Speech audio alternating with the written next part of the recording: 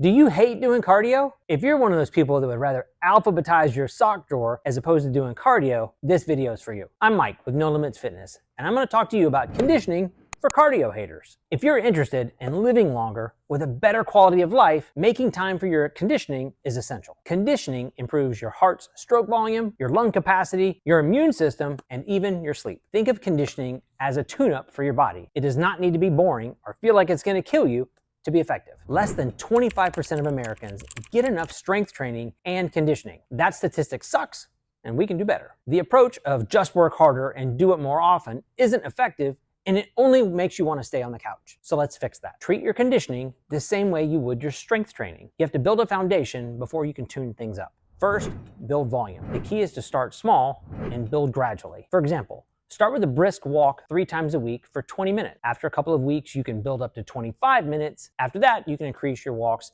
to 30 minutes. Then you'll add intensity. Once you've accumulated some volume, then you can increase the intensity. Ramp up your pace for about 15 seconds and then return to the pace where you've established your volume for the next 60 seconds. Start by adding 10 rounds of this into one of your walks. Over time, you can progress to 15 rounds and then to 20 rounds. Finally, you can add frequency. Now you're ready to increase the number of walks per week from 3 to 4. Once 4 walks a week feels good, you can increase to 5 if that works with your schedule. This approach helps you to avoid burnout and avoid injuries. Pro tip, listen to educational podcasts on your walk. This allows you to upgrade your mind and your body at the same time. Now, if walking is not for you, don't worry. I've got you covered. And if you can't stand spending 30 minutes on a single piece of equipment, no worries, I've got you too. Our mixed modality conditioning gives you just enough variety to keep boredom from being the reason you don't get off the couch. One of our favorite approaches is to use 3 different pieces of equipment, like the rower, the assault bike, and the skier. You'll spend 2.5 minutes on a piece of equipment, and then the next 1.5 minutes